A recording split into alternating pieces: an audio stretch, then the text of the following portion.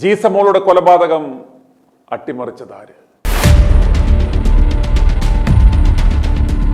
പെട്ടെന്ന് ഈ മോള് പഠിക്കുന്ന സ്കൂളിലെ പ്രിൻസിപ്പാളാണ്, നഴ്സിംഗ് സ്കൂളിലെ പ്രിൻസിപ്പാളും വേറെ സിസ്റ്റർ, വാർഡൻ സിസ്റ്ററും അവിടെ ഉള്ളത്. അപ്പോൾ ഇവരെ കണ്ടപ്പോൾ ഞാൻ പെട്ടെന്ന് ഇങ്ങനെ ചോദിച്ചു, സിസ്റ്റർ എന്താ സിസ്റ്റർ ഇവിടെ എന്ന് ചോദിച്ചു. വെറുതെ പരിചയം ചോദിക്കുന്നതാണ്. അപ്പോൾ ഇവരുടെ മുഖത്ത് ഒരു തെളിച്ചോ ഇല്ല. സിസ്റ്റർ പറഞ്ഞു ഒന്നും മിണ്ടാതിരിക്കുക. വീണ്ടും വീണ്ടും ഞാൻ ചോദിച്ചു കഴിഞ്ഞപ്പോൾ സിസ്റ്റർ അപ്പോൾ ഈ അച്ഛനാണ് മറുപടി പറയുന്നത്. മോൾക്കൊരു ആക്സിഡൻറ്റ് പറ്റിയിരുന്നു. പള്ളിയിൽ പോയ ആൾക്കാർ ആറ് മണിക്കൊക്കെ പള്ളിയിൽ പോയവർ പറയുന്നുണ്ട് തലേ ദിവസം രാത്രിയിൽ അവിടെ കരച്ചിൽ കേട്ടു, ഒരു കുട്ടി ഇവിടെ മരിച്ചിട്ടുണ്ട്, ഇവിടെ എന്തോ സംഭവം നടന്നിട്ടുണ്ട്, രാത്രി കരച്ചിലും ബഹളം ഉണ്ടായിരുന്നു എന്നുള്ളത് പള്ളിയിൽ പോയ ആൾക്കാർ സംസാരിച്ചതായിട്ട് പിന്നീട് പറയുന്നുണ്ട്. അപ്പം പറഞ്ഞത് അപ്പനെ ഹോസ്പിറ്റലിൽ അല്ല ഈ പോലീസ് സ്റ്റേഷനിൽ ചെന്ന് കഴിഞ്ഞപ്പം ഈ തൂങ്ങി നിൽക്കുന്ന കണ്ടു എന്ന് എഴുതി ഒപ്പിടാൻ പറഞ്ഞു. അപ്പോൾ അപ്പൻ ഞാൻ കണ്ടിട്ടില്ല, കാണാത്ത കാര്യം ഞാൻ എഴുതില്ല എന്ന് പറഞ്ഞപ്പോൾ ഇങ്ങനെ നിർബന്ധിച്ചപ്പോൾ കസേര എടുത്ത് പോലീസിനെ അടിക്കാൻ നോക്കി എന്നൊക്കെ ആണ് അപ്പനും പറഞ്ഞത്. പിന്നീട് അവർ പറഞ്ഞു. അപ്പോൾ ഇവള് മരണപ്പെട്ട സമയത്ത് ഇട്ടിരുന്ന ഡ്രസ്സ് ഒരു വയലറ്റ് ചുരിദാറായിരുന്നു.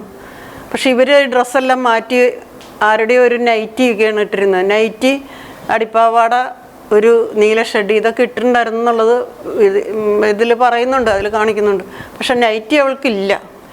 ഇവരുടെ സ്ഥാപനത്തിൽ നടന്ന തെളിവുകൾ അവർക്ക് തെളിയിക്കാൻ പറ്റുന്ന കാര്യങ്ങളല്ലേ, അത് നമുക്ക് എങ്ങനെയാണ് തെളിയിക്കാൻ പറ്റുന്നത്? നമ്മൾ പരാതി കൊടുക്കുക എന്നുള്ള കാര്യങ്ങൾ നമ്മൾ അന്നേ ചെയ്തിട്ടുണ്ട്.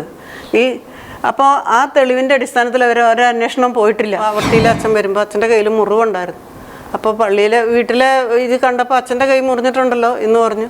ഇത് അതിൻ്റെ തലേ ദിവസം വീട്ടിൽ വരുമ്പോഴും ഈ വീണ്ടും ചേറ്റുപുഴ പള്ളിയിൽ അച്ഛൻ്റെ കൂടെ വീട്ടിൽ വന്നിട്ടുണ്ടായിരുന്നു ഈ അച്ഛൻ വന്നത്. അപ്പം ഞാനും കണ്ടിട്ടുണ്ടായിരുന്നു ഈ കയ്യിൽ മുറിവ്.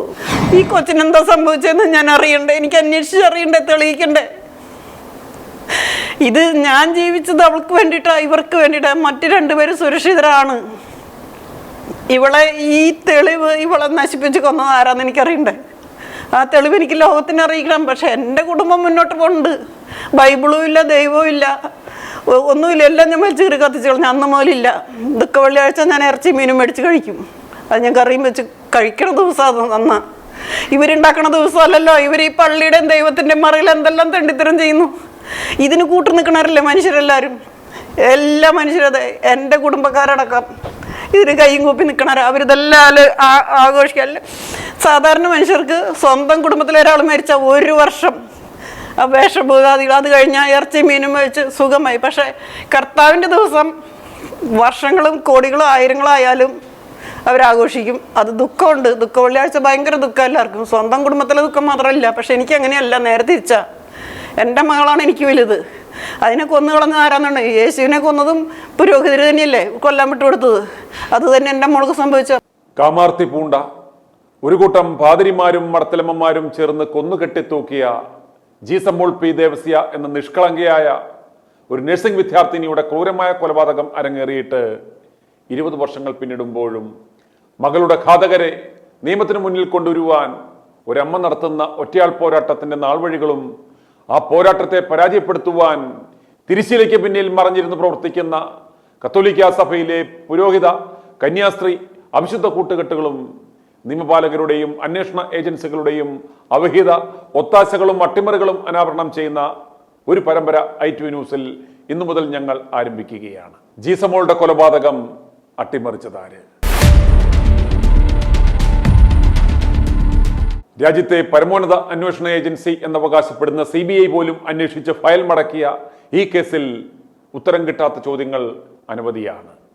കൈത്തണ്ടം മുറിച്ച് ഫാനിൽ കെട്ടിത്തൂക്കിയ നിലയിൽ കണ്ടെത്തിയ മൃതദേഹം ജീസമോളുടെ വീട്ടുകാർ എത്തുന്നതിന് മുമ്പ് തന്നെ, പോലീസ് എത്തുന്നതിന് മുമ്പ് തന്നെ താഴെ ഇറക്കി. തറയിൽ വീണ രക്തക്കറകളും രക്തം പുരണ്ട കൈകൊണ്ട് ഭിത്തിയിൽ പിടിച്ച പാടുകളും കഴുകിക്കളഞ്ഞത് എന്തിന്? പോലീസ് എത്തുന്നതിന് മുമ്പ് തന്നെ മരിച്ച ജീസമോളുടെ ചുരിദാർ മാറ്റി നൈറ്റി ധരിപ്പിച്ചിരുന്നു. വജിനൽ ഏരിയ ബെറ്റഡിൻ ലോഷൻ കൊണ്ട് ക്ലീൻ ചെയ്തിരുന്നു. എന്തിന്? ജീസമോൾ ധരിച്ചിരുന്ന ഡ്രസ്സിൽ അടിവസ്ത്രത്തിലടക്കം ബ്ലഡ് ഉണ്ടായിരുന്നു. ഈ ഡ്രസ് കെമിക്കൽ ലാബിൽ അയച്ച് ടെസ്റ്റ് നടത്തിയപ്പോൾ അടിവസ്ത്രത്തിൽ സെമൻ ഉണ്ടായിരുന്നു എന്നും ബ്ലഡ് ഗ്രൂപ്പ് B പോസിറ്റീവ് ആയിരുന്നു എന്നും കണ്ടെത്തിയിരുന്നു. എന്നാൽ ജീസമോളുടെ രക്തഗ്രൂപ്പ് O പോസിറ്റീവ് ആയിരുന്നു.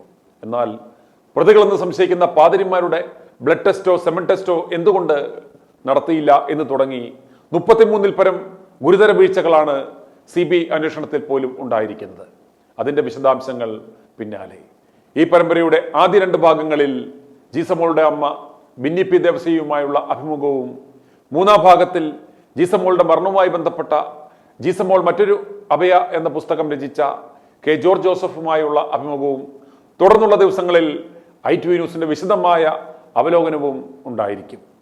സഭയെന്ന മാഫിയ എങ്ങനെയാണ് പാവപ്പെട്ട പെൺകുഞ്ഞുങ്ങളെ പിച്ചിച്ചീന്തി കൊലപാതകം ആത്മഹത്യയാക്കി മാറ്റി ഇവിടുത്തെ നിയമ സംവിധാനങ്ങളെയും നീതി നിർവഹണ സ്ഥാപനങ്ങളെയും വിലക്കെടുത്ത് കേസ് അട്ടിമറിക്കുന്നത് എന്നതിനുള്ള നേർസാക്ഷ്യമാണ് ജീസമോളുടെ ക്രൂരമായ ഈ കൊലപാതകം. നീതി നിഷേധിക്കപ്പെട്ട ഈ പെൺകുട്ടിയുടെ നിശബ്ദമായ കരച്ചിലായിരിക്കാം ഒരുപക്ഷേ ഈ അമ്മയെ ITV ന്യൂസിന് മുന്നിൽ എത്തിച്ചത്. ഓർക്കുക, 29 വർഷമെടുത്തു അഭയയുടെ ഘാതകരെ പുറത്തു കൊണ്ടുവരുവാൻ. ജീസമോളുടെ ഘാതകരെ നിയമം ശിക്ഷിക്കുമോ എന്ന് ഞങ്ങൾക്ക് ഉറപ്പില്ല. പക്ഷേ അവരെ നമുക്ക് കണ്ടെത്തിയേ തീരൂ. തൃശൂർ ജില്ലയിലെ പേഴത്തുമുട്ടിൽ ദേവസ്യ ബിന്നി ദേവസ്യ ദമ്പതികൾക്ക് 3 മക്കൾ. അതിൽ മൂത്ത മകളായിരുന്നു 21-കാരിയായിരുന്ന ജീസമോൾ പി ദേവസ്യ. തൃശൂർ പാവറട്ടിയിലുള്ള സാന്റ് ജോസ് ആശുപത്രിയുടെ കീഴിലുള്ള നഴ്സിംഗ് കോളേജിൽ 3-ാം വർഷ ജനറൽ നഴ്സിംഗ് വിദ്യാർത്ഥിനിയായി പഠിച്ചുകൊണ്ടിരിക്കവെയായിരുന്നു ജീസമോളുടെ കൊലപാതകം. അവിടെ തന്നെ ഹോസ്റ്റലിൽ താമസിച്ച് പഠിച്ചു വരികയായിരുന്നു ജീസമോൾ. 2005 ഡിസംബർ 5-നായിരുന്നു ജീസമോളെ ഇല്ലാതാക്കിയത്. ജീസമോളുടെ അമ്മ ബിന്നി പി ദേവസിയുമായുള്ള അഭിമുഖത്തിന്റെ ആദ്യ ഭാഗത്തിലേക്ക്.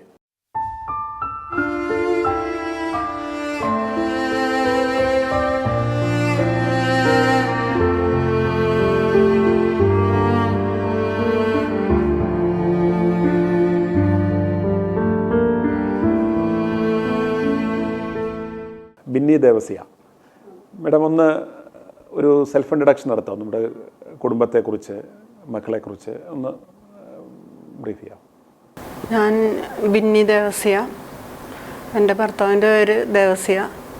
ഞങ്ങൾക്ക് 3 മക്കൾ: Jobin P Devasya, Jeesamol P Devasya, Jeenamol P Devasya.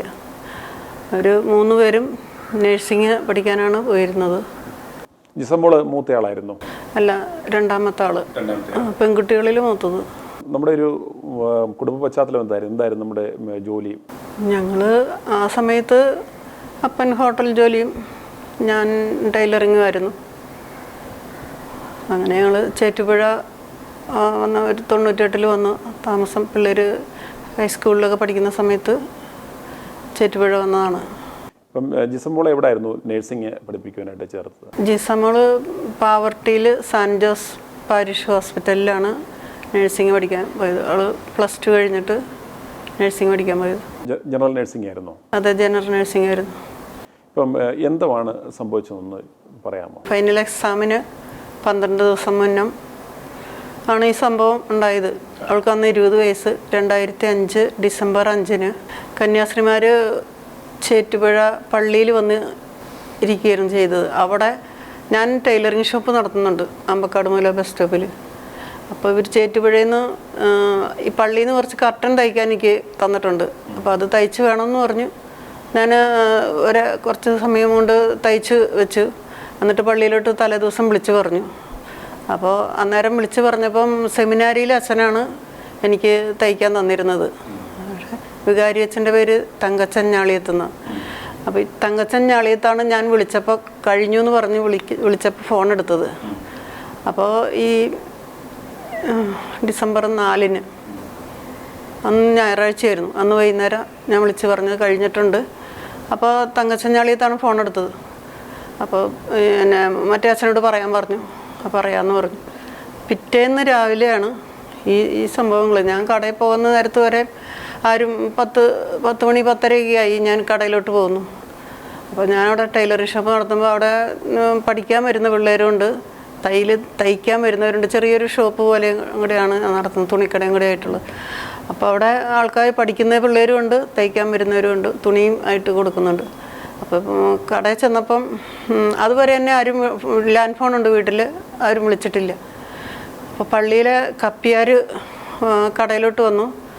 അപ്പം ഞാനോർത്ത് തലേദിവസം ഞാൻ വിളിച്ച് പറഞ്ഞിട്ടുണ്ടല്ലോ തയ്ച്ച് കഴിഞ്ഞ് കൊണ്ടുപോകാൻ വന്നതായിരിക്കും എന്ന് ഓർത്തുകൊണ്ട് ഞാൻ പറഞ്ഞു, ചേട്ടൻ സൈക്കിളിനാണോ വന്നേക്കണേ, എന്നാൽ ഇത് തയ്ച്ച് വെച്ചിട്ടുണ്ട് കൊണ്ടുപോകുമെന്ന് പറഞ്ഞു. ഇത് ഞാൻ കൊടുത്തു. അന്നേരം ചേച്ചീനെ അച്ഛനെ കാണണമെന്ന് പറഞ്ഞു. അപ്പോൾ ഇത് കഴിഞ്ഞിട്ട് ഇനി തയ്ക്കാൻ കർട്ടൻ തയ്ക്കാൻ തരാനുണ്ടെന്ന് പറഞ്ഞിരുന്നു. അപ്പോൾ ഞാൻ അതിൻ്റെ ആവശ്യത്തിനായിരിക്കും എന്ന് വിചാരിച്ചു. അപ്പോൾ അത് തയ്ക്കാൻ ഞാൻ ചേട്ടൻ ഇതും കൊണ്ട് വെക്കോ, ഞാൻ വന്നേക്കാമെന്ന് പറഞ്ഞു. എന്നോട് അവിടെ വെച്ചൊരു വിവരം പറഞ്ഞില്ല. അപ്പോൾ ഇത് തയ്ക്കാൻ തയ്ച്ചത് കൊടുത്തു വിട്ടു. ഞാൻ വന്നേക്കാമെന്നും പറഞ്ഞു. ഈ തയ്യൽ പഠിക്കുന്ന പിള്ളേർക്ക് കുറച്ച് പറഞ്ഞും കൂടെ കൊടുത്തിട്ടാണ് ഞാൻ ചേറ്റുപുഴ പള്ളിയിലോട്ട് പോകുന്നത്. അടുത്ത ബസ് സ്റ്റോപ്പ് വരെ പോകണം, പള്ളി ഇരിക്കുന്ന സ്ഥലം. അപ്പം അപ്പോൾ ഈ തയ്ച്ചതിൻ്റെ ബില്ലും എടുത്ത് ഒരു കുടയെടുത്ത് ഞാൻ അടുത്ത സ്റ്റോപ്പിൽ പള്ളിയിലോട്ട് പോയതാണ്. അവിടെ ചെന്നപ്പോൾ പള്ളിയുടെ ഗേറ്റിൻ്റെ അവിടെ എത്തിയപ്പോൾ ഈ ചേട്ടനെ ഒന്ന് ഇറങ്ങി വരുന്നുണ്ട്. അപ്പോൾ എന്നെ കണ്ടപ്പോൾ തിരിച്ചു പോയി. അപ്പം ഞാൻ അവിടെ ചെല്ലുമ്പം പുറത്തൊരു വണ്ടി കിടപ്പുണ്ട്. അപ്പം ഞാൻ ബെല്ലടിച്ചപ്പോൾ ഈ ചേട്ടൻ വന്നിട്ട് എന്നോട് പറഞ്ഞു, ചേച്ചി കയറി വരാൻ പറഞ്ഞു. അപ്പം ഞാൻ വരാന്ത കൂടെ കയറി ഉള്ളിലോട്ട് ചെല്ലുമ്പം ഈ പ്രിൻസിപ്പാളുണ്ട്, വേറൊരു സിസ്റ്ററും ഒരു ചേട്ടനും കൂടെ അവിടെ ഇരിപ്പുണ്ട്. അപ്പോൾ ഈ പള്ളിയിലെ ഷാജി അച്ഛൻ ഈ കർട്ടൻ തയ്ക്കാൻ തന്നിരുന്ന അച്ഛൻ അവിടെ ഉണ്ട്. അപ്പോൾ വികാരി അച്ഛനില്ല, തങ്കച്ചൻ ഞാളിയത്ത് അവിടെ ഇല്ല. അപ്പോൾ ഈ കയറി ചെല്ലാൻ പറഞ്ഞ് ഞാൻ കയറി ചെന്നു. അപ്പോൾ ചെന്ന് പെട്ടെന്ന് ഈ മോള് പഠിക്കുന്ന സ്കൂളിലെ പ്രിൻസിപ്പാളാണ്, നഴ്സിംഗ് സ്കൂളിലെ പ്രിൻസിപ്പാളും വേറൊരു സിസ്റ്റർ, വാർഡൻ സിസ്റ്ററും അവിടെ ഉള്ളത്. അപ്പോൾ ഇവരെ കണ്ടപ്പോൾ ഞാൻ പെട്ടെന്ന് ഇങ്ങനെ ചോദിച്ചു, സിസ്റ്റർ ഇവിടെ എന്ന് ചോദിച്ചു. വെറുതെ പരിചയം ചോദിക്കുന്നതാണ്. അപ്പോൾ ഇവരുടെ മുഖത്ത് ഒരു തെളിച്ചവും ഇല്ല. സിസ്റ്റർ പറഞ്ഞു ഒന്നും മിണ്ടാതിരിക്കുക. വീണ്ടും ഞാൻ ചോദിച്ചു കഴിഞ്ഞപ്പോൾ സിസ്റ്റർ, അപ്പോൾ ഈ അച്ഛനാണ് മറുപടി പറയുന്നത്. മോൾക്കൊരു ആക്സിഡൻറ്റ് പറ്റിയിരുന്നു. അപ്പം ഞാൻ എൻ്റെ കയ്യിലുള്ളതെല്ലാം വലിച്ചെറിഞ്ഞ് വെച്ച് ഈ പ്രിൻസിപ്പാളിനെ പിടിച്ച് കുലുക്കി, സിസ്റ്റർ എൻ്റെ കൊച്ചിന് എന്ത് പറ്റി, അപ്പോൾ ആക്സിഡൻ്റ് എങ്ങനെ അവൾക്ക് സംഭവിക്കണേന്ന് ചോദിച്ചു കഴിഞ്ഞപ്പോൾ സിസ്റ്റർ ഒന്നും മിണ്ടുന്നില്ല എന്നേരം. അത് അച്ഛനാണ് പറഞ്ഞ മോൾക്ക് പിന്നെ കോപ്പി പിടിച്ചു അതിൻ്റെ നാണക്കേടുണ്ട്, അവൾക്ക് സൂയിസൈഡ് അറ്റംപ്റ്റ് എന്നുള്ള ഒരു ഇതിൽ അച്ഛൻ പറഞ്ഞു. അപ്പോൾ ഞാൻ ഈ പ്രിൻസിപ്പാളിനെ പിടിച്ച് കുലുക്കിക്കൊണ്ട് ചോദിക്കുക, എൻ്റെ കൊച്ചിന് എന്താ പറ്റിയേ, എൻ്റെ കൊച്ചിന് കൂടുതൽ എന്തെങ്കിലും ഉണ്ടോ. അപ്പോൾ അവൾ കൈയും കാലും മുറിച്ച് ആകെ ബ്ലഡാന്ന് പറഞ്ഞു. അപ്പോൾ ഈ സിസ്റ്റർ പറയുമ്പം ഈ കൈയും കാലും മുറിച്ചെങ്കിൽ അതിനനുസരിച്ച് അപ്പോൾ എന്നെ വേഗം അവർ പിടിച്ചിരുത്തുകയാണ് ചെയ്യുന്നത്. ചേച്ചീനെ കൊണ്ടുപോക്കുമെന്ന് പറഞ്ഞുകൊണ്ട് അപ്പോൾ ഇവർ വണ്ടിയും കൊണ്ട് വന്ന് കിടക്കുമായിരുന്നു. എന്നെ പിടിച്ചു. അപ്പോൾ അപ്പൻ്റെ നമ്പർ ചോദിച്ചപ്പോൾ ഞാൻ അപ്പൻ ജോലി ചെയ്യുന്ന കടയിലെ ലാൻഡ് ഫോൺ നമ്പർ എനിക്ക് കാണാണ്ട് അറിയാമായിരുന്നു. അത് പറഞ്ഞു കൊടുത്തു. എന്നിട്ട് ഇവർ പെട്ടെന്ന് തന്നെ വണ്ടി കയറ്റി കൊണ്ടുപോവുക ചെയ്തത്. ഇവിടെ ഈ ഹോസ്പിറ്റലിലേക്ക് കൊണ്ടുപോയോ? ഈ പള്ളിയും ഹോസ്പിറ്റലും എല്ലാം ഒരു കോമ്പൗണ്ടിൽ. ഇവർ വന്നത് ഞങ്ങളുടെ വീടിരിക്കുന്നിടത്തെ പള്ളിയിലോട്ടാണ് വന്നത്. ഇത് പാവർട്ടിന്ന് ചേറ്റുപുഴ പള്ളിയിലോട്ടാണ് ഇവർ വന്നിരുന്നത്. അത് നമ്മുടെ ഇടവപ്പള്ളിയിലേക്ക് ഇവർ വന്നു. അതെ, ഞങ്ങളുടെ ഇടവപ്പള്ളിയിലോട്ട് വന്നു. ആ പള്ളിയിലൊക്കെ ഇവർക്ക് ഒന്നല്ലെങ്കിൽ മോൾക്കൊരാപത്തുണ്ടാകുമ്പോൾ ഒരു ഫോൺ വിളിക്കില്ല ചെയ്യേണ്ടത്. എത്ര ഡിസ്റ്റൻസ് ഉണ്ട് ഈ പാവർട്ടി പള്ളിയും നമ്മളുടെ ഈ ചേറ്റുപുഴ പള്ളിയും തമ്മിൽ? 3/4 മണിക്കൂർ യാത്രയുണ്ട്. 3/4 മണിക്കൂറിൻ്റെ അത്രയുള്ള ഡിസ്റ്റൻസ് ഉണ്ട്. അവിടേക്ക് ഇവർ വന്ന് അവിടേക്ക് ഫോണൊന്നും വിളിക്കാതെ അതെ വണ്ടിയും കൊണ്ടുവന്ന് അവിടെ ചേറ്റുപുഴ പള്ളിയിൽ ഇരിക്കുക ചെയ്തേക്കണേ. എന്നിട്ടാണ് ഈ പള്ളിയിലെ കപ്പ്യാരെ എൻ്റെ അടുത്തോട്ട് കടയിലോട്ട് വിടുന്നു. ഞാൻ ധരിക്കുന്നത് ഈ തയ്ച്ചത് കൊണ്ടുപോകാനാണ് വന്നേക്കുന്നതെന്നാണ്. അല്ലാണ്ട് ഒരു കാര്യവും ഈ ചേട്ടൻ പറഞ്ഞിട്ടില്ല. അതായത് പള്ളിയിൽ ചെന്ന് കഴിഞ്ഞിട്ടാണ് നമ്മളോട് ഈ കാര്യങ്ങളെല്ലാം പറയുന്നത്. അതുവരെ ഈ വന്ന കപ്പിയാരൊന്നും പറഞ്ഞില്ല. ഞാൻ ഇവരെ കണ്ടപ്പോൾ അങ്ങോട്ട് ചോദിക്കുമ്പോഴാണ് ഇങ്ങനെ ഈ പറയുന്നത്, മോൾക്കൊരു ആക്സിഡന്റ് ഉണ്ടായി എന്നുള്ളതൊക്കെ ഈ അച്ഛനും പറയുന്നു, ഇവരും പറയുന്നു. ഇവരവിടെ പള്ളിയിൽ വന്നിരിക്കുകയോ ചെയ്തേക്കണേ. അപ്പോൾ എന്നെ അങ്ങോട്ട് നടന്ന് അത്രയും ദൂരം ഞാൻ നടന്ന് മോൾക്കൊരു ആക്സിഡന്റ് ഉണ്ടായാൽ ഇവരൊന്നല്ലെങ്കിൽ അതിൻ്റെ അനുസരിച്ച് വിളിക്കണ്ടേ. ഞങ്ങളുടെ അവിടെ പഠിക്കുന്ന വേറൊരു കൊച്ചി, ഇവളുടെ ജൂനിയർ ആയിട്ടുള്ളത് ഞങ്ങളുടെ വീടിൻ്റെ അടുത്ത് തന്നെയുണ്ട്. അവരോടായാലും വിളിച്ച് പറഞ്ഞ് ഞങ്ങൾ എത്രയും പെട്ടെന്ന് അവിടെ എത്തിക്കാനല്ലേ നോക്കേണ്ടത്. അപ്പോൾ ഇവർ ഈ സാവകാശം ഉള്ള കാര്യങ്ങളൊക്കെയാണ്. ഇപ്പം ഞാൻ കട നടത്തുന്നിടത്താണേലും ഇവർ വന്ന് പറയുകയാണെങ്കിൽ നമുക്ക് പെട്ടെന്ന് അതിൻ്റെ അവിടേക്ക് അതും ഒളിപ്പിച്ച് ഇവരെന്നെ ഇവിടേക്ക് നടന്ന് അങ്ങനെ പള്ളി നമ്മളെ വിളിപ്പിച്ച് ഈ കാര്യങ്ങളെല്ലാം പറഞ്ഞ ശേഷം പിന്നെ എന്താ? ഞാൻ ചോദിക്കുന്നതിന് മാത്രമേ അവർ മറുപടി പറയുന്നുള്ളൂ. അപ്പം അപ്പനെ വിളിച്ചു, അപ്പം ആക്സിഡൻറ്റ് പറ്റിയെന്ന് അവരോട് പറഞ്ഞു. അപ്പം എന്നെയും കയറ്റി ഇവർ വണ്ടിയിൽ പോയി. അപ്പം ഞാൻ എപ്പോഴും ചോദിക്കുന്നുണ്ട്, എൻ്റെ കൊച്ചിന് എന്ത് പറ്റി സിസ്റ്റർ, എന്ത് പറ്റി, കൂടുതൽ എന്തെങ്കിലും ഉണ്ടോ എന്ന് ചോദിക്കുമ്പം ഈ പിന്നെ മോള് പ്രാർത്ഥിക്കുന്നു പറഞ്ഞ് വണ്ടി കയറിയിരുന്ന് എന്നെ വണ്ടി പിടിച്ച് കടത്തിയിട്ട് പുറത്ത് കൊട്ടിക്കൊണ്ടിരിക്കും അവർ. അല്ല, അന്നേരം നമുക്കൊരു ധാരണ ഉണ്ടായിരുന്നു മോൾക്ക് ഇതുപോലെ അപകടം പറ്റി? ഇല്ല. അപ്പം ഈ ചെറിയ എന്തോ ഇത് ഇവർ പറഞ്ഞെങ്കിൽ അവർ ആത്മഹത്യ, അവളോ അങ്ങനെ ഒരു കാര്യം ചെയ്യുന്ന ആളല്ല, അങ്ങനത്തെ ഒരു ഇത് അതെന്തായാലും അവൾ ചെയ്യില്ല. ആക്സിഡൻ്റ് എന്നല്ല ഇവർ ആദ്യം പറഞ്ഞത്, എന്നിട്ടല്ലേ പിന്നീട് ഇവരിത് പറഞ്ഞത്. അപ്പോഴും അങ്ങനെ ഒരു ഇത് എനിക്ക് എൻ്റെ മനസ്സിൽ പോകുന്നില്ല. എന്തോ പറ്റിയിട്ടുള്ള ഇവരിങ്ങനെ പറയണേ, ആ ഒരു ഇത് മാത്രമേ ഞാൻ ചിന്തിച്ചിട്ടുള്ളൂ.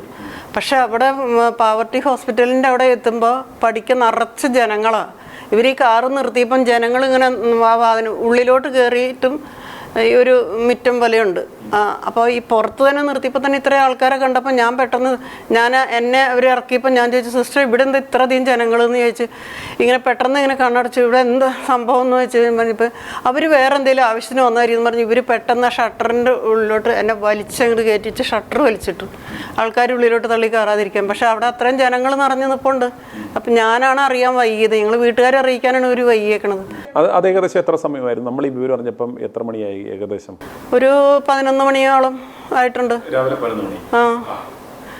പിന്നീടാണ് അറിയുന്നത്, രാവിലെ പള്ളിയിൽ പോയ ആൾക്കാർ 6 മണിക്കൊക്കെ പള്ളിയിൽ പോയവർ പറയുന്നുണ്ട് തലേ ദിവസം രാത്രിയിൽ അവിടെ കരച്ചിൽ കേട്ടു, ഒരു കുട്ടി ഇവിടെ മരിച്ചിട്ടുണ്ട്, ഇവിടെ എന്തോ സംഭവം നടന്നിട്ടുണ്ട്, രാത്രി കരച്ചിലും ബഹളം ഉണ്ടായിരുന്നു എന്നുള്ളത് പള്ളിയിൽ പോയ ആൾക്കാർ സംസാരിച്ചതായിട്ട് പിന്നീട് പറയുന്നുണ്ട്. ഓട്ടോക്കാർ പറയുന്നുണ്ട്. ഇങ്ങനെ സംസാര വിഷയമായിട്ട് അങ്ങനെ കേൾക്കുന്നുണ്ടായിരുന്നു. പക്ഷെ നമുക്ക് അതിൻ്റെ ഇതൊന്നല്ല, ഇവർ എന്നുള്ള ഇതിലല്ലേ. പിന്നെ ഹോസ്പിറ്റലിൽ നമ്മൾ ചെന്ന് കഴിഞ്ഞപ്പോൾ പിന്നെന്താണ് സംഭവിച്ചത്? ഇപ്പം ഞാൻ ചെല്ലുമ്പോൾ അവിടെ പോലീസുകാരുണ്ട്. അപ്പോൾ ഈ പ്രിൻസിപ്പാൾ എൻ്റെ കൂടെ വന്നല്ലോ, അവിടെ കയറിയ ഷട്ടർ വലിച്ചിട്ട് വെച്ച് ഇവർ ഒരു സ്ഥലത്ത് റൂമിൽ കൊണ്ട്. അപ്പോൾ എൻ്റെ കൊച്ചിനെ കാണണമെന്ന് പറയുമ്പോൾ ഈ സിസ്റ്റർ നോക്കിയിട്ട് വരട്ടെ എന്നും പറഞ്ഞുകൊണ്ട് മാറിപ്പോയി. അപ്പോൾ ഞാൻ ഈ സിസ്റ്ററോട് പറഞ്ഞു എൻ്റെ കൊച്ചിനെ കാണണമെന്ന് പറയുമ്പോൾ സിസ്റ്റർ ഞാൻ നോക്കിയിട്ട് വരട്ടെ എന്നും പറഞ്ഞുകൊണ്ട് പോയതല്ലാതെ പിന്നെ ആ സിസ്റ്റർ വന്നിട്ടില്ല. എന്നെ അവിടേക്ക് എത്തിക്കാനുള്ളൊരു വഴിയാണ് ഇവർ ചെയ്തത്. അപ്പോൾ അടുത്തിരിക്കുന്ന ഒരു സിസ്റ്റർ ഒരു ചാരു ബെഞ്ചിൽ എന്നെ ഇരുത്തിയേക്കണേ.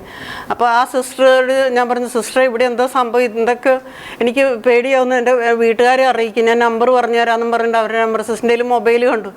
അപ്പോൾ അമ്മ എത്തി, ഇനിയിപ്പോൾ അപ്പനെത്തി, ഇനി എന്തിനാ ബാക്കിയുള്ളവരെ അറിയിക്കണേ എന്നുള്ളത് ഈ സിസ്റ്ററും പറഞ്ഞു. അപ്പോൾ അവിടെ പോലീസുകാർ നിൽപ്പുണ്ട്. അവർ അന്നേരം മക്കളൊക്കെ എന്താ പഠിക്കണേന്നൊക്കെ. അപ്പോൾ ഞാൻ വെച്ചാൽ നിങ്ങളെന്തിനാ ഇപ്പോൾ ഇതൊക്കെ ചെയ്യണേ, എനിക്ക് എൻ്റെ കൊച്ചിനെ കാണണം എന്ന് പറയും. ഇങ്ങനെ ഇവർ തന്നെ ഇങ്ങനെ ഈ തിരിച്ചും മറിച്ചും പറയുന്നതല്ലാതെ കാണിച്ചു തരുന്നില്ല. എന്നിട്ട് ഈ വേറെ പിള്ളേർ വന്ന് എത്തി നോക്കുന്നുണ്ട്. എന്നെ വന്നിങ്ങനെ കുട്ടികൾ വന്ന് എത്തി നോക്കുമ്പോൾ ഞാൻ അവരിങ്ങനെ കൈ കാണിച്ച് വിളിക്കുമ്പോൾ അവരാരും വരുന്നില്ല, അവർ മാറിപ്പോവുക ചെയ്യുന്നത്. അപ്പോൾ ഒറ്റ കുട്ടികൾ എൻ്റെ അടുത്ത് വരുന്നുമില്ല, എല്ലാവരും എത്തി നോക്കി പോവുക ചെയ്യുന്നത്. അത് കഴിഞ്ഞ് അപ്പോഴേക്കും അപ്പനെ ഫോൺ വിളിച്ചറിയിച്ചിട്ട് അപ്പൻ ബാക്കി എൻ്റെ വീട്ടുകാരെ അറിയിച്ച് അങ്ങനെ എല്ലാവരും ആക്സിഡൻ്റ് എന്ന് പറഞ്ഞിട്ട്. അപ്പം ആക്സിഡൻ്റ് ആണല്ലോ, അപ്പോൾ ഇവളുടെ ബ്ലഡ് ഞങ്ങളുടെ എല്ലാവരുടെയും O പോസിറ്റീവ് ബ്ലഡാണ് എല്ലാവരുടെയും. എൻ്റെ എൻ്റെയും മക്കളുടെ 3 പേരുടെയും O പോസിറ്റീവാണ്. അപ്പോൾ ഈ O പോസിറ്റീവിൻ്റെ ആൾക്കാരെയൊക്കെ ആയിട്ടാണ് ഇവർ വരണത്. ബ്ലഡ് എന്തെങ്കിലും ആവശ്യമുണ്ടെങ്കിൽ അപ്പോൾ എൻ്റെ ബന്ധുക്കളൊക്കെ ആയിട്ട് അങ്ങനെ അവർ വന്നു. ഇവിടെ വന്നപ്പോഴാണ് ഇതെല്ലാം ഇങ്ങനെയാണ്. അപ്പം അവൾ പോയി എന്ന് പറയുമ്പോഴാണ് ഈ വിവരം നമ്മൾ ഇങ്ങനെ ഒരു ഇതിൽ തന്നെ. അപ്പോൾ ഒരിക്കലും ഇവളിങ്ങനെ ഇവർ പറയുന്ന പോലെയുള്ള ഇത് സംഭവം അല്ല എന്നുള്ളത് നമുക്ക് ഉള്ളിലുണ്ട്. പക്ഷെ ആകെ മരവിച്ച് കാണിച്ചു തന്നില്ല എന്നെ കൊച്ചിനെ. എന്നിട്ട് പിന്നെ വേഗം ഈ വീട്ടിലോട്ട് കൊണ്ടുപോവുക ചെയ്തേക്കണേ ഇവർ. അപ്പം ആ സമയത്ത് ഞങ്ങളുടെ ചേറ്റുപുഴ പള്ളിയിലെ തങ്കച്ചൻ ഞാളിയത്ത് നിന്നുള്ള അച്ഛനെ അവിടെ കണ്ടു. പക്ഷേ ഈ അച്ഛനെ പിന്നീട് ഞാൻ അന്വേഷിക്കുമ്പോൾ അച്ഛൻ പറഞ്ഞത് അച്ഛൻ നെടുമ്പാശ്ശേരിക്ക് പോയിരിക്കുമായിരുന്നു. ആരോ വിളിച്ച് പറഞ്ഞിട്ട് ബൈക്കിനാണ് ഇവിടെ വന്നേന്ന്, ഈ പാവർട്ടിയിലേക്ക് എത്തിയേക്കണമെന്നാണ് പറയുന്നത്. അപ്പോൾ ഈ CBIയുടെ സാർമാരൊക്കെ വരുമ്പോൾ ഞാൻ ഈ തങ്കച്ചഞ്ഞാളിയത്തിൻ്റെ കാര്യങ്ങൾ പറയുന്നത്. ഈ തങ്കച്ചഞ്ഞാളിയത്ത് പറഞ്ഞത്, ഈ തങ്കച്ചഞ്ഞാളിയത്ത് എന്ന് പറയുന്നത് ആ ഇടവക ചേറ്റുപുഴ പള്ളി ഇടവക വികാരി, അന്നത്തെ വികാരിയായിരുന്നു. അച്ഛനാണ് ഇവൾക്ക് മറ്റേ ഈ അച്ഛന്മാരുടെ ലെറ്റർ വേണമല്ലോ, ഇവിടെ സ്വഭാവ സർട്ടിഫിക്കറ്റ് പോലെ ഒരു ഇത് കൊടുക്കണമല്ലോ നഴ്സിങ്ങിന് വിടുമ്പോൾ, അത് കൊടുത്തേക്കണം. അത് ഈ അച്ഛനാണ് തന്നേക്കണത്. അപ്പോൾ വളരെ നല്ല കുട്ടി, നല്ല സ്വഭാവം എന്നുള്ളതൊക്കെ പറഞ്ഞുകൊണ്ടിരുന്ന ഇതിലാണ് അങ്ങനെ. അപ്പോൾ ഈ ഇത് വന്നപ്പം ഈ കൊച്ചിൻ്റെ സംഭവം ഇതിങ്ങനെ ഉണ്ടായപ്പോൾ പറയുന്നത് സ്റ്റൂള് മറിഞ്ഞു കിടക്കുന്നുണ്ടായിരുന്നെന്ന് പലരും പറഞ്ഞു. മറിഞ്ഞിട്ടില്ല എന്ന് പറയുന്നു. നമ്മളെ ഹോസ്പിറ്റലിലേക്ക് കൊണ്ടുവന്നു, കുട്ടി മരിച്ചു എന്ന് അറിഞ്ഞു കഴിഞ്ഞപ്പോഴത്തേക്ക് നമ്മളെ വീട്ടിലേക്ക് കൊണ്ടുപോയി അല്ലേ? പിന്നീട് ആ നടന്ന സംഭവങ്ങൾ അതേപടി ഒന്ന് പറയാമോ? അതിനുശേഷം എന്നെ വീട്ടിലോട്ട് കൊണ്ടുപോയി ആ ഒരു വണ്ടി വന്നു. പിന്നെ ഇവരൊക്കെ അവിടെ ഉണ്ട്. അപ്പം പിന്നീട് അപ്പം പറഞ്ഞത് അപ്പനെ ഹോസ്പിറ്റലിൽ അല്ല ഈ പോലീസ് സ്റ്റേഷനിൽ ചെന്ന് കഴിഞ്ഞപ്പം ഈ തൂങ്ങി നിൽക്കുന്ന കണ്ടു എന്ന് എഴുതി ഒപ്പിടാൻ പറഞ്ഞു.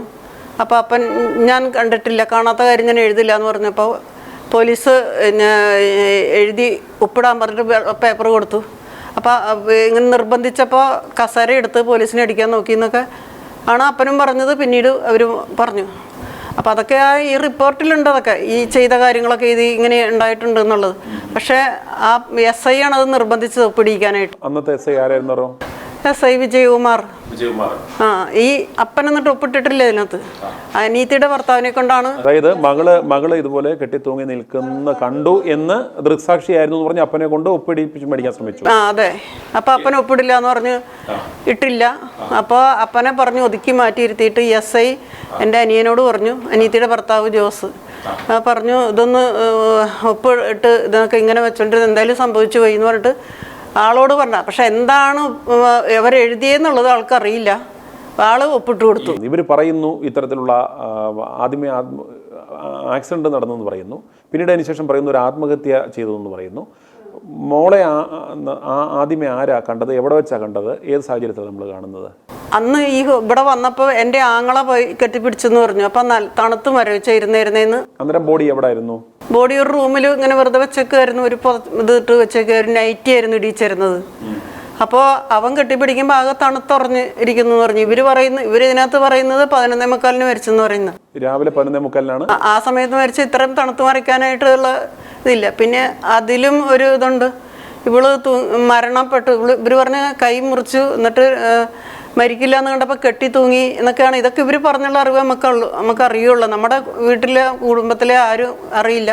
കുട്ടികൾ ഒക്കെ ഇവരൊക്കെ പറഞ്ഞിട്ടുള്ള, ഇവരും ഹോസ്പിറ്റൽ ഇവരും പറഞ്ഞിട്ടുള്ള അറിവേ ഉള്ളൂ ഇതൊക്കെ. അപ്പോൾ ഇവള് മരണപ്പെട്ട സമയത്ത് ഇട്ടിരുന്ന ഡ്രസ്സ് ഒരു വയലറ്റ് ചുരിദാറായിരുന്നു. പക്ഷെ ഇവർ ഡ്രസ്സെല്ലാം മാറ്റി ആരുടെയോ ഒരു നൈറ്റി ഒക്കെയാണ് ഇട്ടിരുന്നത്. നൈറ്റി, അടിപ്പാവാട, ഒരു നീല ഷെഡ്, ഇതൊക്കെ ഇട്ടിട്ടുണ്ടായിരുന്നു എന്നുള്ളത് ഇതിൽ പറയുന്നുണ്ട്, അതിൽ കാണിക്കുന്നുണ്ട്. പക്ഷെ നൈറ്റി അവൾക്കില്ല, ഈ അടിപ്പാവാട അവൾക്കില്ല. ഇതൊക്കെ മറ്റാരുടെയോ ഡ്രസ്സാണ് അവൾക്ക് ഇട്ടേക്കണേ. അവൾക്ക് അധികം ഉള്ളത് ഒരു വെള്ള ഷെഡുകളാണ് ഉള്ളത്. അപ്പോൾ ഇതൊക്കെ മറ്റാരുടെയോ ഇട്ട് ധരിപ്പിച്ചേക്കണമെന്നുള്ളത് വളരെ വ്യക്തമാണ്. അത് ശരിയാണ്, അവളുടെ അല്ല താനും. കുട്ടികൾ പറഞ്ഞപ്പം ഈ ഡ്രസ്സ് ഇട്ടിരുന്നത് വയലറ്റ് ഡ്രസ്സ് അവളുടെയാണ്, ചുരിദാർ. ഈ ഡ്രസ്സ് നിറച്ച് ബ്ലഡായിരുന്നു എന്ന് അവർ പറയുന്നുണ്ട്. അപ്പോൾ കുട്ടികൾ ഇതിനകത്ത് സംസാരിച്ചത് തലേ ദിവസവും ഇവളിതേ ഡ്രസ്സാണ് ഇട്ടിരുന്നതെന്ന് പറഞ്ഞു. ഈ വയലറ്റ് ചുരിദാർ അത് ഞാൻ തയ്ച്ചു കൊടുത്ത ഡ്രസ്സാണ്.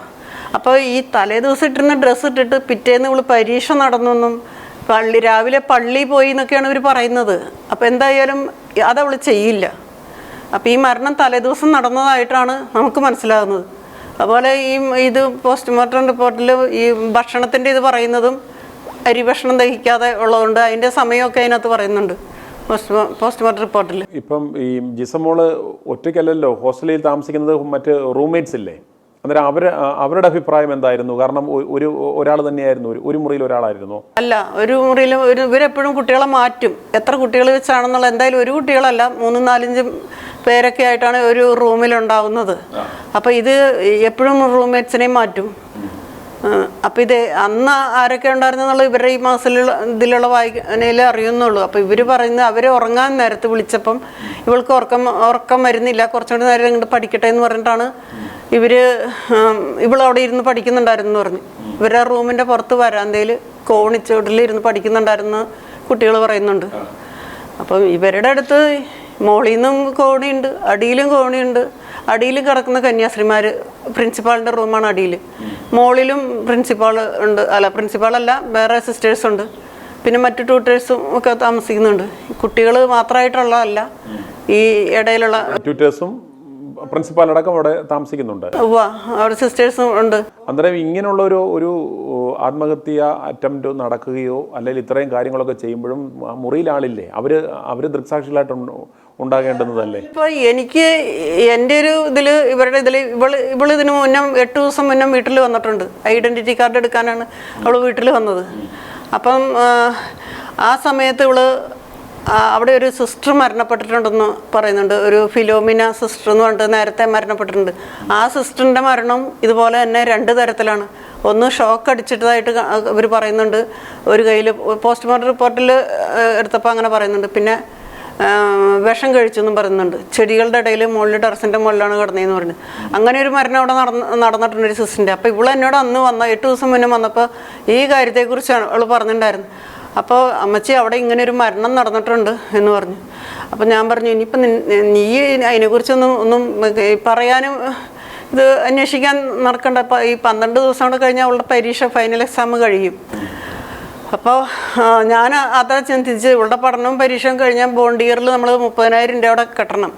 1 വർഷം ബോണ്ട് ഇയറാണ് അവൾക്ക് പറഞ്ഞിരുന്നത്. അപ്പോൾ ആ ബോണ്ട് ഇയറിലെ പൈസ കിട്ടിയാൽ അവളെ പഠിത്തം കഴിഞ്ഞ് പോരാം, പുറത്തേക്ക് പോകാനായിട്ടുള്ള ഈ പാസ്പോർട്ട് കാര്യങ്ങൾ എടുക്കാനായിട്ട് കൊടുത്തിട്ടുണ്ടായിരുന്നു. അപ്പോൾ അതിൻ്റെ നീക്കങ്ങൾ ചെയ്യാമല്ലോ, അപ്പോൾ കുറച്ച് നാൾ വീട്ടിൽ വന്ന് നിൽക്കും എന്നുള്ള ഒരു ഇതിലാണ് നിന്നിരുന്നത്. അപ്പോൾ ഈ കാര്യം അവളങ്ങനെ പറഞ്ഞപ്പോൾ നമ്മൾ അതുവരെയൊന്നും നമുക്കറിയില്ല. അപ്പോൾ അതിൻ്റെ ഇടയിൽ ഇതിനെക്കുറിച്ച് വല്ല ചർച്ച അവരുടെ ഇടയിൽ ഉണ്ടായിരുന്നോ? ആ സമയത്താണ് അവൾ അറിഞ്ഞേക്കണത്. അപ്പോൾ അത് അവിടെ അതിനെക്കുറിച്ച് വല്ല സംസാരം ഉണ്ടായിരുന്നോ ഇല്ലയോ എന്നൊന്നും എനിക്കറിയില്ല. അപ്പോൾ ഒരു സിസ്റ്റർ അവിടെ മരിച്ചിട്ടുണ്ട്, അതിങ്ങനെയാണ് പറഞ്ഞേക്കണത്. അപ്പോൾ അതിൻ്റെ വിഷയം വല്ലതും ഉണ്ടായിരുന്നെന്ന് അറിയില്ല. എന്തായാലും രാത്രിയിലാണ് ഇവളുടെ മരണം നടന്നേക്കണേന്നുള്ളതാണ് നമുക്ക് മനസ്സിലാവുന്നത്. കാരണം പള്ളി പോയിരുന്ന ആൾക്കാർ സംസാര വിഷയം ഉണ്ടായിരുന്നു. അപ്പോൾ ഇത് മരണം നടന്നത് ഏത് സമയത്താണെന്നും ഈ സംഭവം നടന്നേക്കണ ഏത് സമയത്താണെന്നും രാത്രിയിൽ കരച്ചിൽ കേട്ടതായിട്ട് പറയുന്നുണ്ട്. ഇതെല്ലാം ഇവർ പറയുന്നുള്ള അറിവുള്ളൂ നമുക്ക്. ഇതിൻ്റെ പിന്നെ ബ്ലഡ് ഗ്രൂപ്പ് ഇവളുടെ ഡ്രസ്സിൽ മുഴുവൻ ബ്ലഡ് ഉണ്ടായിരുന്നു, ഷെഡിയിൽ സെമൻ ഉണ്ടായിരുന്നു. ഈ വജൈനൽ സ്വാബ് ടെസ്റ്റ് നടത്തിയ പോസ്റ്റ്മോർട്ടം റിപ്പോർട്ടിൽ കൊടുത്തതിനകത്തെല്ലാം പോസിറ്റീവായിരുന്നു. അപ്പോൾ അതിൽ വ്യക്തമാണല്ലോ ഇവൾ 8 ദിവസം മുന്നാണ് വീട്ടിൽ വന്നേക്കണേ. ഈ 8 ദിവസത്തിൻ്റെ ഇടയിൽ ഇവൾ പുറത്തു പോയിട്ടില്ല. അപ്പം ഈ സ്ഥാപനത്തിൽ നിന്ന് നടന്ന സംഭവമല്ലേ ഇത്. അപ്പം ഇതിൻ്റെ ഉടമസ്ഥനെ കണ്ടുപിടിക്കാൻ അവർക്ക് പറ്റാത്തല്ലോ. ഈ പറഞ്ഞ കാര്യങ്ങളെല്ലാം പോസ്റ്റ്മോർട്ടം റിപ്പോർട്ടിലും മറ്റു ഇൻവെസ്റ്റിഗേഷൻ റിപ്പോർട്ട്സിലും എല്ലാം ഉണ്ടോ? അവരുടെ ഈ റിപ്പോർട്ടുകളിലുണ്ട്. ഈ സെമൻ ഉണ്ടായിരുന്ന കാര്യങ്ങളെല്ലാം ലാബ് ടെസ്റ്റ് നടത്തിയതിനകത്തെല്ലാം ഉണ്ട്. എല്ലാം പോസിറ്റീവായിട്ടുള്ള കാര്യങ്ങൾ, ഈ പറയുന്ന കാര്യങ്ങളെല്ലാം അവരിൽ നിന്ന് കിട്ടിയ റിപ്പോർട്ടുകളെ കുറിച്ച് എന്തെങ്കിലും ഫൈൻഡിങ്സ്, കാരണം അത്തരത്തിൽ ഒരു കണ്ടെത്തൽ ഉണ്ടെങ്കിൽ പോലീസിന്റെ അന്വേഷണത്തിൽ അത്തരത്തിലുള്ള എന്തെങ്കിലും ഈ സെമന്റെ ആളെ കണ്ടുപിടിക്കാൻ അവർക്ക് പറ്റുന്നില്ല എന്നാണ് അവരുടെ മൊഴി കൊടുക്കുന്നത്. ബ്ലഡ് ആരുടെയായിരുന്നു? ബ്ലഡ് അത് മാറ്റങ്ങൾ വന്നു, കാലപ്പഴക്കം കൊണ്ട് മാറി, വ്യത്യാസങ്ങൾ വന്നു. അപ്പോൾ ഈ കാലപ്പഴക്കം വരാനായിട്ട് ഇതിനകത്ത് റിപ്പോർട്ട് നമ്മൾ പരാതി കൊടുത്തത് ഡിസംബർ 5 ഈ സംഭവം നടന്നു. ഡിസംബർ 24 തന്നെ നമ്മൾ പരാതി കൊടുത്തിട്ടുണ്ട്. ലോക്കൽ പോലീസും ഇതും കാര്യങ്ങളെല്ലാം നമുക്ക് ഈ പോസ്റ്റ്മോർട്ടം റിപ്പോർട്ട് കിട്ടാൻ തന്നെ വൈകി. അപ്പോൾ ഇത് കിട്ടിക്കഴിഞ്ഞപ്പോൾ ഇതിൻ്റെ എല്ലാം വെച്ച് തൂങ്ങി മരണത്തിൻ്റെതായ ലക്ഷണങ്ങളൊന്നും കാണുന്നില്ല. അപ്പോൾ ഇതിൻ്റെ ഈ സെമൻ്റെ ടെസ്റ്റ് മാത്രമേ കിട്ടില്ല. അപ്പോൾ ഈ സെമൻ ഈ വജൈനൽ സ്വാബ് ടെസ്റ്റിന് കൊടുത്തിട്ടുണ്ടെന്നുള്ളത് അതിനകത്ത് എഴുതിയിട്ടുണ്ട്. അപ്പോൾ അത് കിട്ടാൻ വേണ്ടി നമ്മൾ ഇത് കാക്കനാട് അയച്ചിട്ടുണ്ട്. അത് നമുക്ക് കിട്ടുമ്പോൾ 6 മാസത്തിന് ശേഷമാണ് അത് കിട്ടുന്നത്. പക്ഷേ ഈ തൂങ്ങി മരണത്തിൻ്റെ ലക്ഷണങ്ങളൊന്നും ഇല്ലാതിരുന്നപ്പം ഇത് വെച്ചിട്ട് നമ്മൾ പരാതി കൊടുത്തു. അത് ഡിസംബർ 24 തന്നെ നമ്മൾ പരാതി കൊടുത്തിട്ടുണ്ട്. DIGക്ക് അന്നത്തെ സന്ധ്യ DIG ആയിരുന്നു. അതേപോലെ പോലീസ് സ്റ്റേഷനുകളിലും പാവർട്ടിയിൽ ഇവിടെ പിന്നെ കുന്നംകുളത്ത് ഇവിടെ എല്ലാം ആ മാസം തന്നെ നമ്മൾ പരാതി കൊടുത്തിട്ടുണ്ട്. പിന്നെ ഇതെങ്ങനെയാണ് വൈകി പോണത്? ഈ സെമൻ്റെ ആളെ കണ്ടുപിടിക്കാം. ഇവരുടെ സ്ഥാപനത്തിൽ നടന്ന തെളിവുകൾ അവർക്ക് തെളിയിക്കാൻ പറ്റുന്ന കാര്യങ്ങളല്ലേ, അത് നമുക്ക് എങ്ങനെയാണ് തെളിയിക്കാൻ പറ്റുന്നത്? നമ്മൾ പരാതി കൊടുക്കുക എന്നുള്ള കാര്യങ്ങൾ നമ്മൾ അന്നേ ചെയ്തിട്ടുണ്ട്. അപ്പോൾ ആ തെളിവിൻ്റെ അടിസ്ഥാനത്തിൽ അവർ അന്വേഷണം പോയിട്ടില്ല. സംഭവം ഉണ്ടായതിനു ശേഷം നമ്മൾ 24-ാം തീയതി തന്നെ നമ്മൾ പരാതി കൊടുത്തു പറഞ്ഞു, രേഖാമൂലം. 2005 ഡിസംബർ 24. ഈ പോലീസ് അന്വേഷണം എങ്ങനെയായിരുന്നു? നല്ല രീതിയിൽ അന്വേഷണം നടത്തിയോ അതോ അന്വേഷണം ഏതെങ്കിലും തരത്തിൽ അട്ടിമറിക്കാൻ ശ്രമിച്ചോ? ആ അന്വേഷണത്തെക്കുറിച്ച് നഴ്സിംഗ് സ്കൂളിൻ്റെ ഡയറക്ടർ പോൾ പയ്യപ്പള്ളി അച്ഛനും പിന്നെ sister Modesta principal, warden sister Eliza, matron sister Elizabeth, copy പിടിച്ചു എന്ന് പറഞ്ഞ ട്യൂട്ടർ ലിൻഡ, ഇത്രയും പേരെയാണ് നമ്മളന്ന് സംശയമായിട്ട് പറഞ്ഞിരുന്നത്. പോലീസിനും എല്ലാം കൊടുത്ത് നമ്മൾ കാര്യങ്ങൾ പറഞ്ഞിരുന്ന എല്ലാ വിവരങ്ങളും അറിയിച്ചിരുന്നു. അത് പ്രിൻസിപ്പാള് വ്യത്യാസമായ പല കാര്യങ്ങളും സംസാരിച്ചിട്ടുണ്ട്. പിന്നെ ലിഗേച്ചർ മെറ്റീരിയലൊന്നും ഹാജരാക്കിയിട്ടില്ല. ഡ്രസ്സുകളും ഇതെല്ലാം ദിവസങ്ങൾക്ക് ശേഷമാണ് ഹാജരാക്കുന്നത്. അപ്പോൾ അന്നത്തെ SI ഇതിനെല്ലാം കള്ളത്തരത്തിന് കൂട്ടുനിന്നു. അട്ടിമറിക്കാൻ നോക്കുന്നുണ്ടെന്നുള്ളത് നമുക്ക് മനസ്സിലാവുന്നുണ്ടായിരുന്നു. കാരണം അപ്പോൾ എന്നിട്ട് നമ്മൾ പരാതി ഇവരുടെ അന്വേഷണം ശരിയല്ല എന്നുള്ളത് നമ്മൾ ഹൈക്കോടതിയിലായിട്ട് പരാതി കൊടുത്തു. അപ്പോൾ അതിൻ്റെ ഇതിനനുസരിച്ച് ക്രൈംബ്രാഞ്ച് അന്വേഷണം കിട്ടി. അന്നേരം ഈ ക്രൈംബ്രാഞ്ച് അന്വേഷണം നടത്തിയപ്പോൾ ഈ ലോക്കൽ പോലീസ് നടത്തിയ അന്വേഷണത്തിലെ പിഴവുകളെ കുറിച്ച് എന്തെങ്കിലും അവർ പരാമർശിച്ചിരുന്നു? എന്തൊക്കെ പിഴവുകൾ സംഭവിച്ചിട്ടുണ്ട്? അവരൊന്നും പറയുന്നില്ല, നമ്മളാണ് അത് ആവശ്യപ്പെടുന്നത്. ഇവരുടെ റിപ്പോർട്ട് പറയുന്നതനുസരിച്ച് നമ്മൾ അത് തെളിവുകൾ വെച്ചിട്ട് നമ്മൾ ഇവരോട് പറയുന്നുണ്ട്. ഈ ലാബ് റിസൾട്ട് എന്ന് പറഞ്ഞാൽ ഇവളുടെ ബ്ലഡ് ഗ്രൂപ്പ് O പോസിറ്റീവാണ്. ഈ ഡ്രസ്സിൽ കിട്ടിയ ബ്ലഡ് അതും 6 മാസത്തിന് ശേഷം അത് വല്ലാതെ പറഞ്ഞതിന് ശേഷമാണ് ആ ഡ്രസ്സും ടെസ്റ്റിന് ഇവർ നടത്തുന്നത്. ബ്ലഡ് ഗ്രൂപ്പ് ഏതായിരുന്നു? അത് ഡ്രസ്സിൽ കിട്ടിയ blood group B positive. B positive. ആ മോളുടെയും ഞങ്ങളുടെ എല്ലാവരുടെയും O പോസിറ്റീവ്. അപ്പോൾ ഈ ഡ്രസ്സിലുള്ള എന്നിട്ട് ഈ ഡ്രസ്സിൽ B പോസിറ്റീവ് കിട്ടിയപ്പം അന്നത്തെ അന്വേഷണ ഉദ്യോഗസ്ഥൻ ക്രൈംബ്രാഞ്ചിലെ അന്വേഷണ ഉദ്യോഗസ്ഥൻ KB സുരേഷ് DYSP പരാതി ഇല്ല ഇത് കോടതി റിപ്പോർട്ട് കൊടുത്തു. കുട്ടി കൈമുറിച്ചു മരണപ്പെട്ടില്ല എന്ന് കണ്ടു കഴിഞ്ഞപ്പം ഈ കെട്ടിത്തൂങ്ങിയതാണെന്ന്. അപ്പോൾ ഇത് കൈമുറിച്ചതിന് ശേഷം പോയി കെട്ടിത്തൂങ്ങിയതാണെന്ന് അവർ വ്യക്തമായിട്ട് മറുപടി കൊടുക്കുന്നു. അപ്പോൾ ഈ ബ്ലഡ് അവർക്ക് ഉറപ്പാണ് ഇത് ബി പോസിറ്റീവാണ് കിട്ടിയേക്കണേന്നുള്ളത്. അപ്പം മോളുടെ ബ്ലഡ് O അല്ലേ, അപ്പോൾ അതിൻ്റെ ആളെ കണ്ടുപിടിക്കേണ്ടി വരും. B പോസിറ്റീവിൻ്റെ ആളെ അത് കണ്ടുപിടിക്കണം. പക്ഷേ ആ ആളെ കണ്ടുപിടിക്കുന്നതിന് പകരം ഇവളുടെ ഡ്രസ്സിൽ മാറ്റങ്ങൾ വരുത്തി ഇത് കൊണ്ടുപോയി ചെക്കപ്പ് നടത്തി ഹൈദരാബാദിന് തിരുവനന്തപുരത്തിന് ഈ ഡ്രസ്സിലാണ് അവർ മാറ്റങ്ങൾ വരുത്തി അവസാനം അവർ O ആക്കി വെച്ചു. അന്ന് ധരിച്ചിരുന്ന ഡ്രസ്സ് മാറ്റിയോ? മജിസ്ട്രേറ്റ് കോടതിയിൽ ആണ് ഇവർ കൊടുത്തേപ്പിച്ചിരുന്നത്. കാരണം നമ്മൾ ഈ പോലീസ് സ്റ്റേഷനിൽ ചെന്ന് ഈ ഡ്രസ്സ് കാണിച്ചപ്പം ഇവള് കോപ്പി അടിച്ച് പിടിച്ചു എന്നല്ലേ പറഞ്ഞു. അപ്പോൾ ഈ കോപ്പി അടിച്ച പേപ്പറിനെ കുറിച്ച് നമ്മൾ ചോദിക്കുമ്പം അവർ ഈ SI വിജയകുമാർ പറഞ്ഞത് 2 ഷീറ്റ് പേപ്പർ അത് ഇങ്ങനെ വായിക്കരുതെന്നും പറഞ്ഞ് 2 ഷീറ്റ് പേപ്പർ കാണിച്ചു. അപ്പം ഞാനിങ്ങനെ എണീറ്റ് അടുത്ത് ചെന്നിട്ട് എത്ര ഷീറ്റ് ഉണ്ടെന്ന് ചോദിച്ചു കഴിഞ്ഞപ്പം 2 പേപ്പർ എന്ന് പറഞ്ഞ് ഇങ്ങനെ ഞുള്ളി പിടിച്ച്. അപ്പം ഞാൻ എണീറ്റ് അടുത്ത് ചെന്നപ്പോൾ ഇതിങ്ങനെ പുറകോട്ട് പിടിച്ചു, തലയുടെ പുറകോട്ട്. അപ്പോൾ 2 ഷീറ്റ് എന്ന് പറഞ്ഞിട്ട് ഇതിങ്ങനെ ഉള്ളിൽ മാത്രം എഴുതിയ 2 ഷീറ്റ് കാണിച്ചു. അപ്പോൾ അത് 2 ഷീറ്റാണ് കാണിച്ചത്. പിന്നീട് പറഞ്ഞപ്പോൾ ഞാൻ പറഞ്ഞു ഇവർ കോപ്പി അടിക്കാൻ പ്രിൻസിപ്പാൾ പറഞ്ഞു അതൊക്കെ ഇതിനകത്ത് ഉണ്ട്. പ്രിൻസിപ്പാൾ പറഞ്ഞത് തുണ്ടമായിട്ടുള്ള പേപ്പറിലാണ് ഇവിടെ എഴുതി കൊണ്ടുവന്നത്, അത് ഞാൻ കൊടുത്ത ക്വസ്റ്റ്യൻ്റെ ആൻസർ ആയിരുന്നില്ല. അപ്പോൾ ട്യൂട്ടറാണ് പറഞ്ഞത് പിൻ ചെയ്ത് വെക്കാനായിരുന്നു, ഈ ആൻസർ പേപ്പറിൻ്റെ കൂടെ പിൻ ചെയ്ത് വെക്കാനായിരുന്നു എന്ന് ട്യൂട്ടർ പറയുന്നു. അത് തന്നെ SI പറയുന്നു. പിന്നെ നമ്മൾ IG സന്ധ്യയുടെ അടുത്ത് ചെന്ന് ഈ പരാതികളെല്ലാം പറഞ്ഞു കഴിഞ്ഞപ്പം ഇതിങ്ങനെയാണ് ഈ ആൻസർ പേപ്പറിൽ ഇവർ കോപ്പി അടിച്ച പേപ്പറിലൊക്കെ ഇവർ വ്യത്യാസത്തിലാണ് പലരും പറയുന്നത്.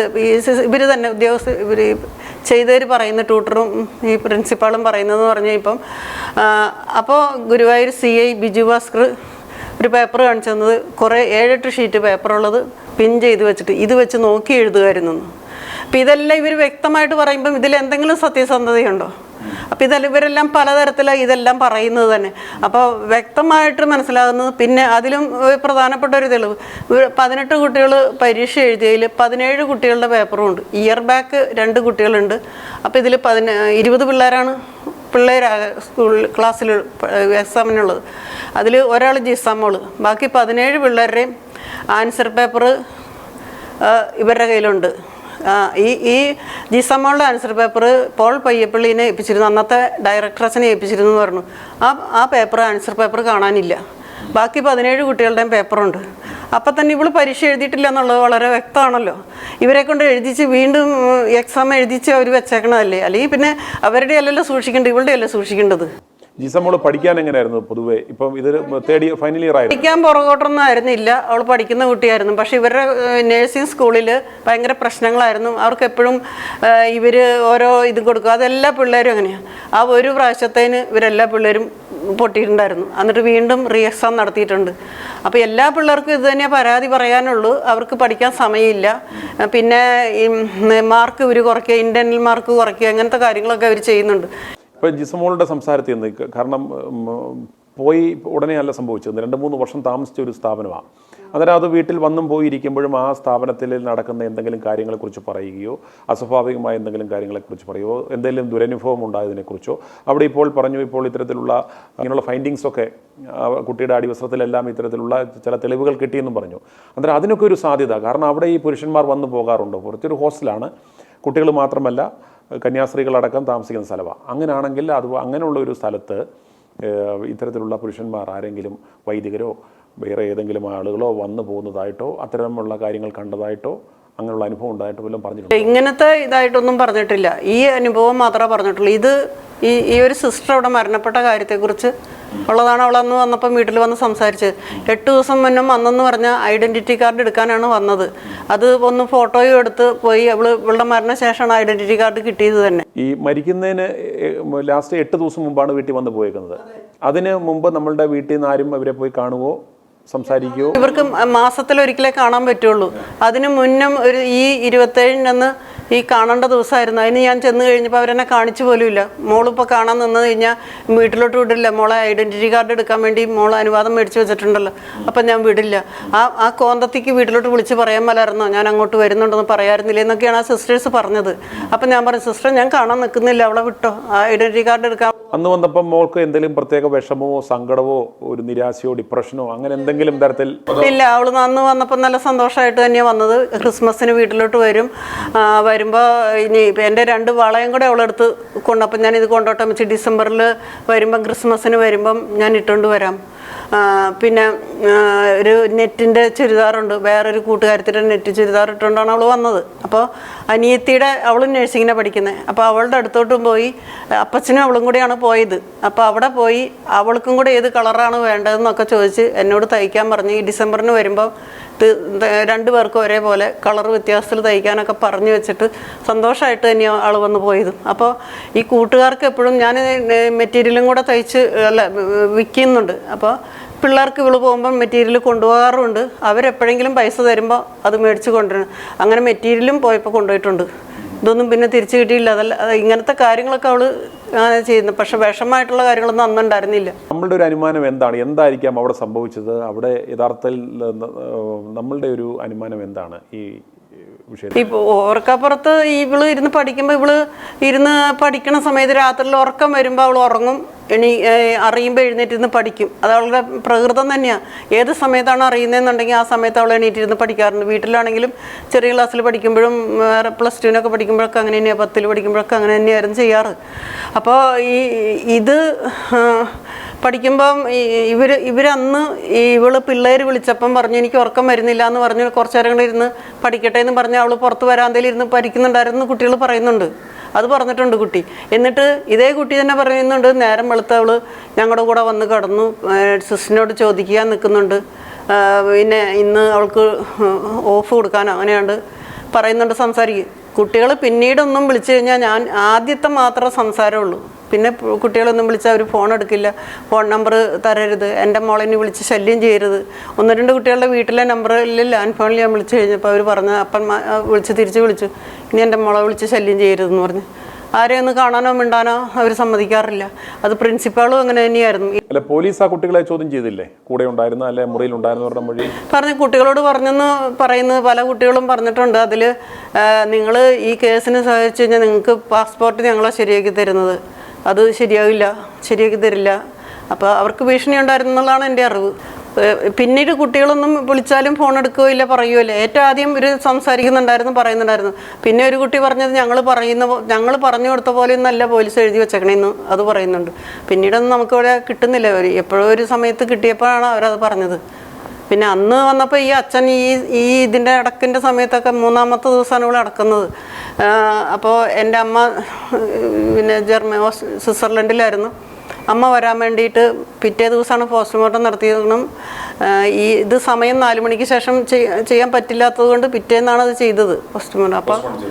അപ്പോൾ 3-ാമത്തെ ദിവസമാണ് പള്ളിയിൽ അടക്കിയേക്കണത്. അപ്പോൾ ആ സമയത്ത് ഈ അച്ഛൻ വീട്ടിൽ വരുമ്പം, ഈ പാവർട്ടിയിലെ അച്ഛൻ വരുമ്പോൾ അച്ഛൻ്റെ കയ്യിൽ മുറിവുണ്ടായിരുന്നു. അപ്പോൾ വീട്ടിലെ ഇത് കണ്ടപ്പോൾ അച്ഛൻ്റെ കൈ മുറിഞ്ഞിട്ടുണ്ടല്ലോ എന്ന് പറഞ്ഞു.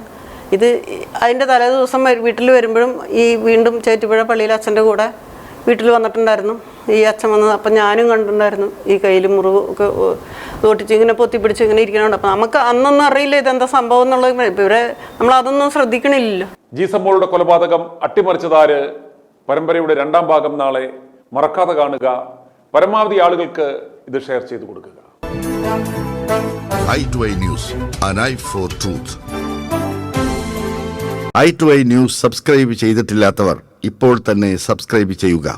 നോട്ടിഫിക്കേഷൻ ലഭിക്കുവാൻ ബെൽ ബട്ടണും അമർത്തുക.